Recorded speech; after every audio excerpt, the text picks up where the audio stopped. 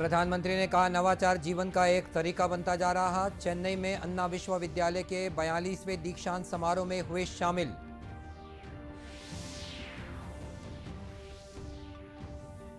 छत्तीसगढ़ के कोरिया जिले में महसूस किए गए भूकंप के झटके, 2 घायलों का चल रहा इलाज।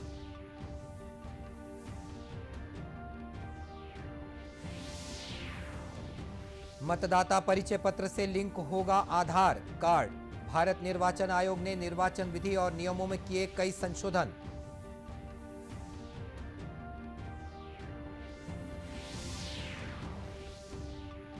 और उज्ज्वल भारत उज्ज्वल भविष्य के माध्यम से लोगों को बता रहे बिजली विभाग की उपलब्धियां।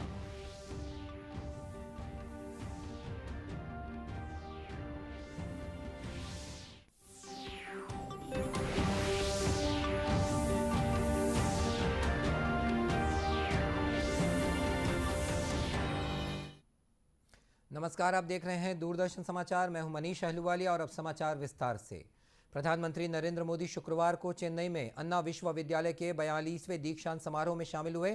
प्रधानमंत्री मोदी ने समारोह में 69 मेधावी छात्र छात्राओं को स्वर्ण पदक और प्रमाण पत्र प्रदान किया। इस अवसर पर प्रधानमंत्री ने कहा कि आपने अपने दिमाग में पहले से ही अपने लिए एक भविष्य बना लिया होगा, इसीलिए आज का दिन केवल उपलब्धियों का नहीं बल्कि आकांक्षाओं का भी है। श्री मोदी ने कहा कि पिछले वर्ष भारत दुनिया का दूसरा सबसे बड़ा मोबाइल फोन निर्माता बन गया। नवाचार जीवन का एक तरीका बनता जा रहा है। There is a growing sense of comfort with the use of technology. Even the poorest of the poor are adapting to it. Farmers use apps to get information about markets, weather and prices. Homemakers are using technology to make their lives easier. Children are learning using technology. Small vendors are using digital payments. छात्रों को संबोधित करते हुए श्री मोदी ने कहा कि पिछले 6 वर्षों में मान्यता प्राप्त स्टार्टअप्स की संख्या में कई गुना वृद्धि हुई है। पिछले साल भारत को $83 बिलियन से अधिक का रिकॉर्ड FDI भी प्राप्त हुआ। उन्होंने कहा कि हमारे स्टार्टअप्स को भी महामारी के बाद रिकॉर्ड फंडिंग मिली। इन सबसे ऊपर अंतर्राष्ट्रीय व्यापार में भारत अब तक की सबसे अच्छी स्थिति में है। प्रदेश की बात कर लेते हैं। छत्तीसगढ़ के कोरिया में गुरुवार देर रात एक बार फिर भूकंप के झटके महसूस किए गए। रिक्टर स्केल पर इसकी क्षमता 4.6 थी। इस लिहाज से ये अब तक छत्तीसगढ़ के किसी हिस्से में सबसे ज्यादा तीव्रता वाले भूकंप के झटके हैं। भूकंप का केंद्र बैकुंठपुर में जमीन से 16 किलोमीटर अंदर बताया जा रहा है। महज 2 सेकंड के लिए ये झटके महसूस हुए। इसके चलते चर्चा अंडरग्राउंड माइंस में दीवार गिरने से 5 मजदूर घायल हो गए हैं। इनमें से 2 को इलाज के लिए बिलासपुर रेफर किया गया है। 18 दिन में ये दूसरी बार भूकंप के झटके लगे हैं। बताया गया है कि गुरुवार देर रात चर्चा कॉलोनी क्षेत्र में रात 12:58 पर भूकंप के झटके महसूस किए गए। राष्ट्रीय भूकंप विज्ञान केंद्र के मुताबिक इस श्रेणी के भूकंप से क्षति का अंदेशा रहता है। इस बार चेतावनी वाली बात यह है कि दूसरी बार 4 तीव्रता से ऊपर का भूकंप आया है। दरअसल नर्मदा सोन भ्रंश और तातापानी भ्रंश के आसपास के क्षेत्र में प्लेट टेक्टोनिक गतिविधियां होती ही रहती हैं, जिसके कारण भूकंप के झटके लग रहे हैं। भूकंप आने के पीछे इस बार भी यही कारण माना जा रहा है। मुख्यमंत्री भूपेश बघेल ने भूकंप की घटना में घायल 2 कर्मचारियों को बेहतर चिकित्सा सुविधा उपलब्ध कराने के निर्देश दिए हैं। मुख्यमंत्री भूपेश बघेल के नेतृत्व में छत्तीसगढ़ सरकार खेती किसानी के काम को हाईटेक बनाने में लगी हुई है। इसी कड़ी में दुर्ग जिले के ग्राम करसा में हरेली तिहार के मौके पर मुख्यमंत्री ने कंप्लीट एग्रीकल्चर ड्रोन सॉल्यूशन की लॉन्चिंग की। मुख्यमंत्री ने इस नवाचार की प्रशंसा की। उन्होंने कहा कि पूर्वजों से हमने जो खेती किसानी की तकनीक सीखी और आधुनिक तकनीकों का उपयोग जो हम कर रहे हैं, इन दोनों तरीकों के माध्यम से हम खेती किसानी को अब नई ऊंचाई दे सकते हैं। उन्होंने खेती किसानी में तकनीक को बढ़ावा देने के लिए ऐसे नवाचार निरंतर करते रहने के भी निर्देश दिए। मुख्यमंत्री ने कहा कि समूह के सदस्य इससे तकनीकी रूप से दक्ष हो सकेंगे। बताया गया है कि इस एग्रीकल्चर ड्रोन के माध्यम से 4 एकड़ खेत में आधे घंटे के भीतर ही दवा का छिड़काव किया जा सकता है। मशीन के माध्यम से दवा की मात्रा भी निर्धारित की जा सकती है। अमूमन एक किसान को इसके लिए 1 एकड़ में दवा के छिड़काव के लिए 3 घंटे का वक्त लगता है। ग्रामीण क्षेत्रों में छिड़काव के लिए लेबर मिलने में भी परेशानी होती है। इसके माध्यम से किसानों की समय की बचत तो होगी ही और समूह की आय भी बढ़ेगी। एग्रीकल्चर ड्रोन सॉल्यूशन के साथ ही एग्री एम्बुलेंस भी होगी, जिसमें एग्रीकल्चर लैब की सुविधा रहेगी, जिससे किसान सॉइल टेस्टिंग जैसी चीजें करवा सकते हैं। भारत निर्वाचन आयोग ने निर्वाचन विधि और नियमों में कई संशोधन किए हैं। इसके तहत अब मतदाता परिचय पत्र को आधार कार्ड से लिंक किया जाएगा।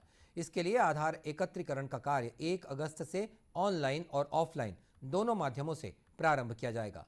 नए संशोधनों की जानकारी देते हुए छत्तीसगढ़ के मुख्य निर्वाचन पदाधिकारी पी दयानंद ने बताया कि इसका मुख्य उद्देश्य मतदाताओं की पहचान स्थापित करना और एक से अधिक निर्वाचन क्षेत्र में एक ही व्यक्ति के नाम के पंजीकरण अथवा एक से अधिक बार उसी निर्वाचन क्षेत्र में पंजीकरण की पहचान करना है।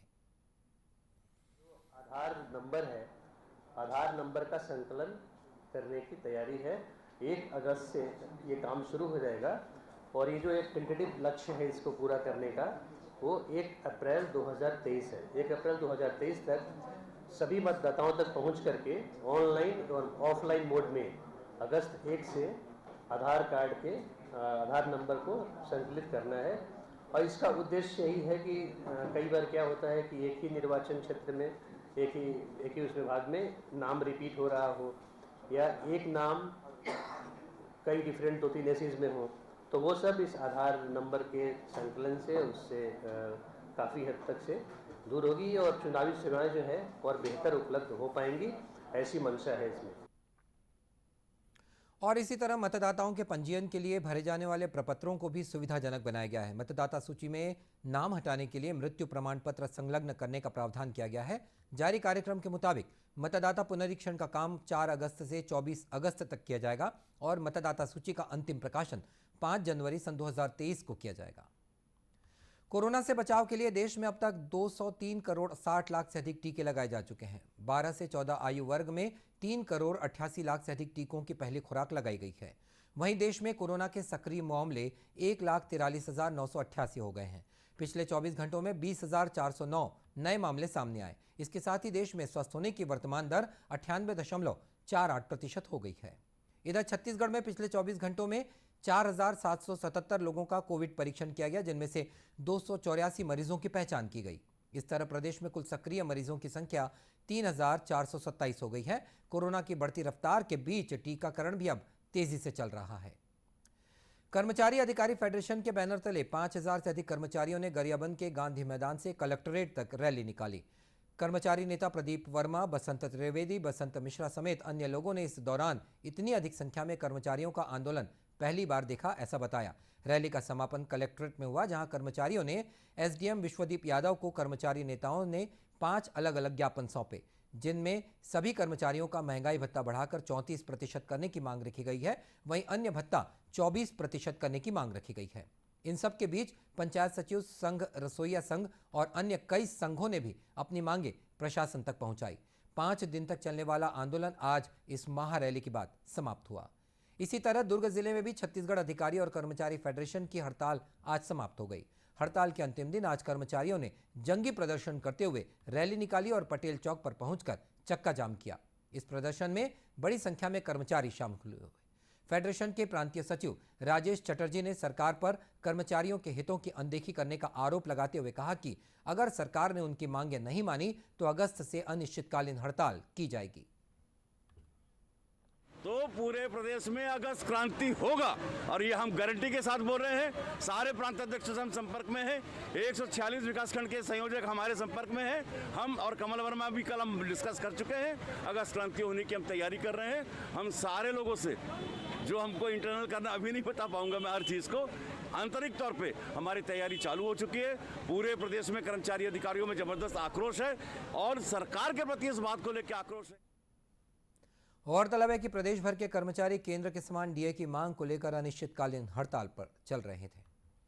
आज़ादी के अमृत महोत्सव के अंतर्गत महासमुंद में आज उज्ज्वल भारत उज्ज्वल भविष्य के तहत बिजली महोत्सव का आयोजन किया गया। इसके तहत विद्युत विभाग ने प्रोजेक्टर और नाटक के माध्यम से बिजली के महत्व के साथ केंद्र और राज्य सरकार द्वारा चलाई जा रही योजनाओं की लोगों को जानकारी दी। कार्यक्रम का शुभारंभ जिला कलेक्टर नीलेश कुमार क्षीरसागर ने किया। इस अवसर पर उन्होंने कहा कि पिछले 75 सालों में जो बिजली के क्षेत्र में प्रगति की गई है, उसे लोगों को बताना और उनकी समस्याओं का निराकरण करना ही इस कार्यक्रम का मुख्य उद्देश्य है।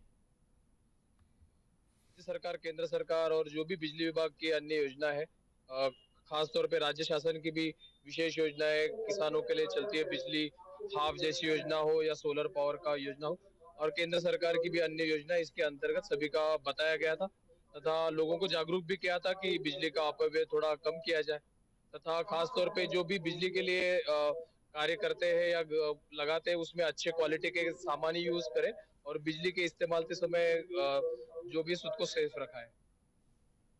अधीक्षण यंत्री पीएल सिदार ने बताया कि सौभाग्य योजना के तहत 6,285 घरों में विद्युत कनेक्शन दिया गया। 70 साल पूरे होने पर हमारे विभाग ने देश के लिए, प्रदेश के लिए ऊर्जा के क्षेत्र में कौन कौन सा काम किए हैं और 72 साल के पहले हम कौन सी स्थिति में थे और आज हम किस स्थिति में पहुंचे हैं, इस सब के लोगों को जानकारी देना है। और बिजली एक बहुमूल्य है, हम सब के लिए आज विकास की हर चीज़ में बिजली की महत्ता है, इसलिए बिजली की उपयोगिता को भी समझाना है और इसकी महत्ता को भी समझाना है। वहीं उपभोक्ताओं ने भी बताया कि वर्तमान में सभी को विद्युत कनेक्शन मिला है और इससे 24 घंटे अब बिजली रहती है। गौरतलब है कि महासमुंद जिले में 100% घरों में बिजली कनेक्शन है। जैसे कि सौभाग्य योजना के तहत बहुत सारे कनेक्शन लगे हैं गांव में, हर एक गांव में लगे हैं। लगभग 400-500 कनेक्शन लगे हैं हमारे गांव में, जो बिजली बोर्ड के तहत आते हैं। 46 गांव, उसके तहत ना 500-600 कनेक्शन सौभाग्य योजना के तहत लगे हैं और जो बिजली बिल है ना वो हाफ आ रहे हैं। इस दौरान लोगों को बिजली बिल हाफ योजना, कृषि पंपों को निःशुल्क विद्युत प्रदाय, कृषि पंपों का ऊर्जीकरण, बीपीएल उपभोक्ताओं को निःशुल्क विद्युत प्रदाय, दीनदयाल उपाध्याय ग्राम ज्योति योजना, प्रधानमंत्री सहज बिजली हर घर योजना, सौभाग्य योजना जैसी योजनाओं के संबंध में जानकारी दी गई। और बुलेटिन के अंत में मुख्य समाचार एक बार फिर। प्रधानमंत्री ने कहा, नवाचार जीवन का एक तरीका बनता जा रहा है। चेन्नई में अन्ना विश्वविद्यालय के 42वें दीक्षांत समारोह में हुए शामिल। छत्तीसगढ़ के कोरिया जिले में महसूस किए गए भूकंप के झटके, 2 घायलों का चल रहा है इलाज।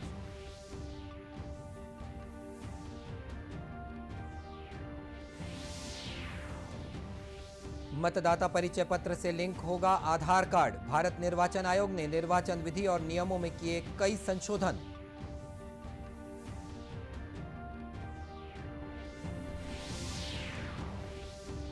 और उज्ज्वल भारत उज्ज्वल भविष्य के माध्यम से लोगों को बताई जा रही है बिजली विभाग की उपलब्धियां। और इसी के साथ ये समाचार बुलेटिन समाप्त हुआ। नमस्कार।